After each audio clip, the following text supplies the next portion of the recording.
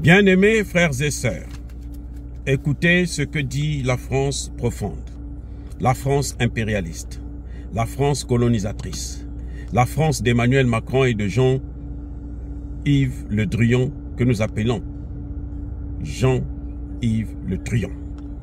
Celui qui a façonné Mohamed Bazoum pour être président du Niger. C'est Jean-Yves Le Drian là, et Emmanuel Macron qui l'ont placé à la tête du Niger. On l'a pris de terroriste à président. Il dit ceci: nous ne pouvons pas quitter le Niger. La France doit rester présente militairement, pas seulement au Niger, mais aussi ailleurs en Afrique. Et ils ajoutent, cette France ajoute, notre retrait doit nous coûter très cher à terme. Nous avons besoin de rester très présents sur le continent africain. Ça veut dire que ce qu'il y a là actuellement, là, ça ne suffit pas. Ce n'est pas assez. Il faut qu'ils renforcent encore leur présence. Et il ajoute, c'est la seule base qui nous reste. Il veut parler de la base du Niger dans le Sahel, parce qu'il a d'autres bases au Tchad juste à côté, il a d'autres bases en Côte d'Ivoire, au Sénégal, ainsi de suite, au Gabon, partout. Et le représentant de Macron qui parle ajoute, il y a un intérêt stratégique évident pour la France. Alors qu'ils disent très bien, les journalistes, surtout les Noirs qui sont français, vous disent sur leur chaîne de propagande que la France peut se passer de l'uranium du Niger. La France peut se passer du Niger, la France peut se passer de l'Afrique. C'est ce qu'ils disent. Là, ils avouent, hein. Et ils continuent, hein. Notre intérêt, c'est de rester sur place le plus longtemps possible. Comment peuvent-ils arriver à rester sur place le plus longtemps possible s'il n'y a plus de terroristes? Donc, comme disait le président Ibrahim Traoré, qu'ils alimentent le terrorisme pour nous maintenir dans la dépendance et donc, par conséquent, rester sur place puisqu'ils ne viennent pas pour tuer les terroristes, pour mener la guerre contre les terroristes, ils viennent pour rester le plus longtemps possible. Et pour cela, il faut continuer à armer les terroristes. C'est pour ça que vous avez constaté, le président Buhari, l'ancien président du Nigeria, l'avait déjà dit. Le président Traoré vient de le répéter encore à Poutine. Les armes qu'on envoie en Ukraine terminent leur course dans le Sahel. Et les terroristes sont de plus en plus équipés par ces mêmes occidentaux qui prétendent venir détruire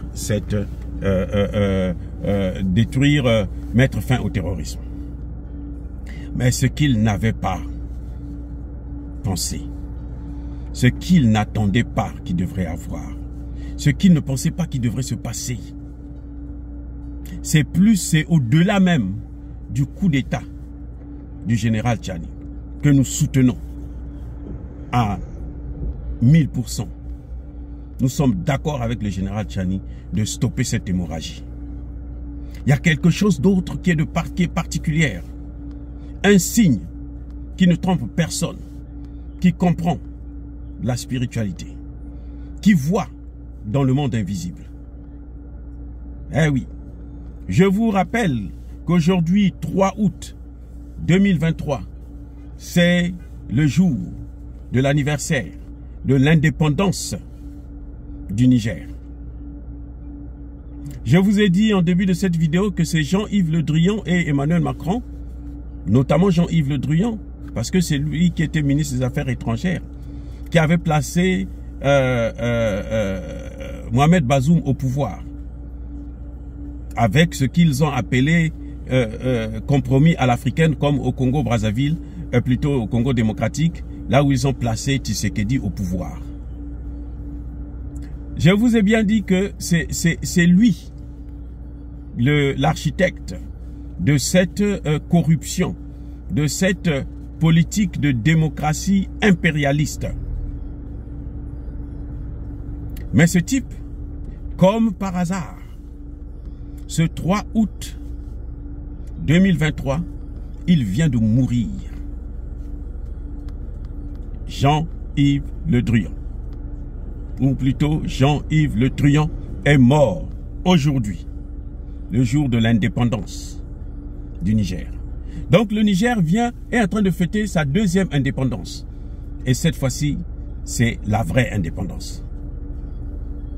La mort de Jean-Yves Le Drian, ou Le Truand, en ce jour du 3 août 2023, où tous les Nigériens sont en train de célébrer la fête de l'indépendance, est un signe qui montre que dans le monde spirituel, la France a quitté, la faim a quitté le territoire du Niger.